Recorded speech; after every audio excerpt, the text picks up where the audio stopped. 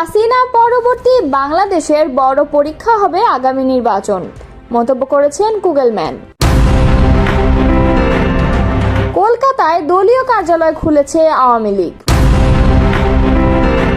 জামায়াতের বিরুদ্ধে যে গুরুতর অভিযোগ তুললেন মেজর হাফিজ। এতক্ষণ শুনছিলেন সংবাদ শিরোনাম, এবারে বিস্তারিত। ছাত্র জনতার আন্দোলনের মুখে গত বছরের 5 আগস্ট পতন হয় আওয়ামী লীগ সরকারের। ক্ষমতাচ্যুত হওয়ার পর দলটির বিপুল সংখ্যক নেতাকর্মী পালিয়ে আশ্রয় নিয়েছেন প্রতিবেশী দেশ ভারতে। সেখানে তারা শুধু অবস্থানই করছেন না, দলীয় কার্যালয় খুলে রাজনৈতিক কার্যক্রমও চালাচ্ছেন। শুক্রবার ব্রিটিশ সংবাদ মাধ্যম বিবিসি বাংলার এক প্রতিবেদনে বলা হয়েছে, ভারতের পশ্চিমবঙ্গের কলকাতার লাগোয়া একটি উপনগরীর ব্যস্ততম এলাকায় বাণিজ্যিক কমপ্লেক্সে খোলা হয়েছে আওয়ামী লীগের দলীয় কার্যালয়। সেখানে নিয়মিতই ভিড় করেন আওয়ামী লীগ ও এর সহযোগী সংগঠনগুলোর শীর্ষ ও মধ্যম স্তরের নেতারা।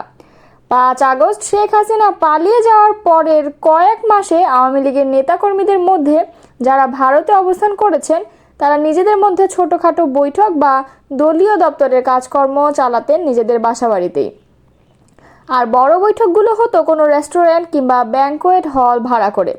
সে কারণেই একটা নির্দিষ্ট পার্টি অফিসের দরকার ছিল বলে বিবিসি বাংলাকে জানিয়েছেন আওয়ামী লীগের পলাতক নেতারা।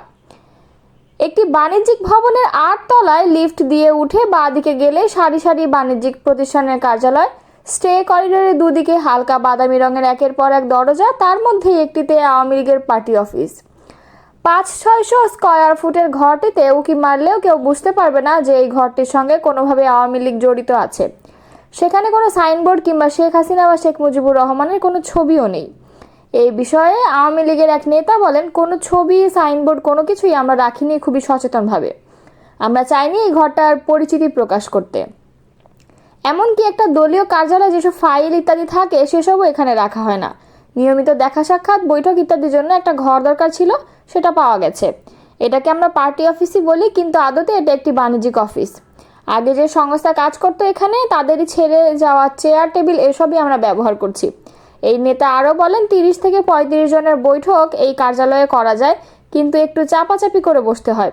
ছোটখাটো বৈঠক বিভিন্ন নেতাদের বাসাবাড়িতে এখনো হয়, তবে বড় বড় বৈঠকগুলো যেখানে 100-2 নেতাকর্মী হাজির হওয়ার কথা, সেরকম বৈঠকের জন্য কোনো ব্যাংকোয়েট হল বা কোনো রেস্টুরেন্টের একটি অংশ ভাড়া নেওয়া হয়। জামায়াতে ইসলামী নানাভাবে মুক্তিযুদ্ধে জনগণের আত্মদানকে ভুলিয়ে দেওয়ার অপচেষ্টা করছে বলে অভিযোগ করেছেন বিএনপির স্থায়ী কমিটির সদস্য মেজর হাফিজ উদ্দিন আহমেদ। একই সঙ্গে তিনি বলেন, নির্বাচনকে বিলম্বিত করতে দলটি এখন পিআর পদ্ধতির বাণী আওড়াচ্ছে। শুক্রবার সকালে জাতীয় প্রেস ক্লাবে গণ অভ্যুত্থানের বর্ষপূর্তি, দ্রুত বিচার সম্পন্ন, মৌলিক সংস্কার ও জাতীয় সংসদ নির্বাচন শীর্ষক আলোচনা অনুষ্ঠানে তিনি এসব অভিযোগ করেন। মেজর হাফিজ বলেন, দেশের মানুষ পিআর পদ্ধতি বোঝে না। বিদ্যমান ব্যবস্থাতেই জাতীয় নির্বাচন হওয়া জরুরি। জামায়াতের নানা কথা শুনে জনগণ অবাক হচ্ছে বলে জানান তিনি। আসন্ন জাতীয় নির্বাচন নিয়ে শঙ্কা প্রকাশ করে তিনি বলেন, 1 বছরেরও ন্যূনতম সংস্কার না হওয়ায় পুলিশ বাহিনীকে দিয়ে শান্তিপূর্ণ নির্বাচন হওয়া নিয়ে শঙ্কা আছে। পাশাপাশি ভারতে বসে শেখ হাসিনা নির্বাচনের আগে দেশ অস্থিতিশীল করতে নানা কূটচালের পরিকল্পনা করছে জানিয়ে জনগণকে সজাগ থাকার আহ্বান জানান বিএনপির এই জ্যেষ্ঠ নেতা। অন্তর্বর্তী সরকার আগামী বছরের ফেব্রুয়ারিতে জাতীয় নির্বাচন অনুষ্ঠানের ঘোষণা দিয়েছে। এই অবস্থায় শেখ হাসিনা পরবর্তী বাংলাদেশকে একটি বড় ধরনের পরীক্ষার মধ্যে দিয়ে যেতে হবে বলে মনে করেন দক্ষিণ এশিয়া বিষয়ক বিশ্লেষক মাইকেল কুগেলম্যান। দক্ষিণ এশিয়া বিষয়ক বিশ্লেষক মাইকেল কুগেলম্যান মার্কিন সাময়িকী ফরেন পলিসির সাউথ এশিয়া ব্রিফে লিখেছেন, বাংলাদেশ দীর্ঘদিন অবাধ ও সুষ্ঠু নির্বাচন থেকে বঞ্চিত হয়েছে, আর আগামী বছরে নির্বাচন হবে হাসিনা পরবর্তী বাংলাদেশের জন্য একটি বড় পরীক্ষা। গত মঙ্গলবার প্রধান উপদেষ্টা অধ্যাপক মোহাম্মদ ইউনূস ঘোষণা করেন, আগামী বছরের ফেব্রুয়ারিতে পবিত্র রমজানের আগে দেশে জাতীয় নির্বাচন অনুষ্ঠিত হবে। পরের দিন প্রধান উপদেষ্টার কার্যালয় থেকে নির্বাচন কমিশনে পাঠানো এক চিঠিতে 2026 সালের ফেব্রুয়ারিতে রোজার আগে জাতীয় সংসদ নির্বাচনের সব প্রস্তুতি সম্পন্ন করতে অনুরোধ জানানো হয়। এই চিঠির মাধ্যমে নির্বাচন আয়োজনের জন্য কমিশন প্রতি সরকারের অনুরোধের আনুষ্ঠানিকতা সম্পন্ন হয়েছে। নির্বাচন কমিশনের জ্যেষ্ঠ সচিব আক্তার আহমদের কাছে পাঠানো চিঠিতে প্রধান উপদেষ্টার মুখ্য সচিব এম সিরাজউদ্দিন মিয়া নির্ধারিত সময়ের মধ্যে প্রত্যাশিত মানসম্পন্ন একটি অবাধ, সুষ্ঠু, শান্তিপূর্ণ ও উৎসবমুখর জাতীয় নির্বাচন আয়োজনের প্রয়োজনীয় সব ব্যবস্থা নিতে অনুরোধ জানান। জুলাই আগস্ট গণ অভ্যুত্থানের 1 বছর পূর্ণ হয়েছে গত মঙ্গলবার। গত বছরের এদিন ছাত্র জনতার আন্দোলনের মুখে শেখ হাসিনা পালিয়ে ভারতে চলে গেছেন। গুগলম্যান লিখেন, ছাত্র নেতৃত্বাধীন কয়েক সপ্তাহব্যাপী আন্দোলনের পর হাসিনার পদত্যাগের খবর আসে।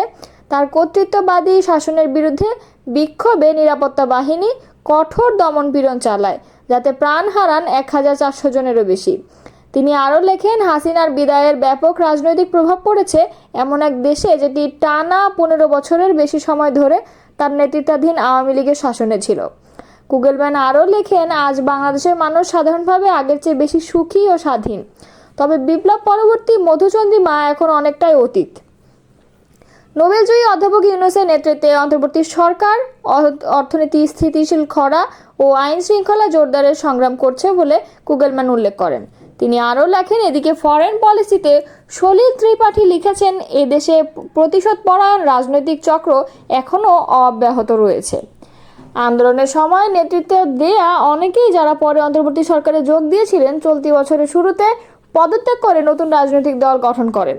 গুগলম্যান লেখেন, তারা এখনও হাসিনার পতনের পর দেওয়া উচ্চাভিলাষী কাঠামোগত সংস্কারের প্রতিশ্রুতি বাস্তবায়নে সচেষ্ট।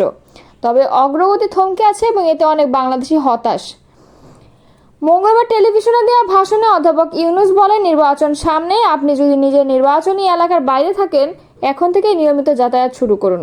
যোগ্যতম প্রার্থীকে বিজয়ী করতে নিজেকে প্রস্তুত করুন। তিনি বলেন, ভোট দেওয়ার সময় যেন তাদের মুখ চোখের সামনে ভেসে ওঠে, যাদের তাজা রক্ত আমাদের এই পবিত্রতা এবং অধিকার ফিরিয়ে দিয়েছে।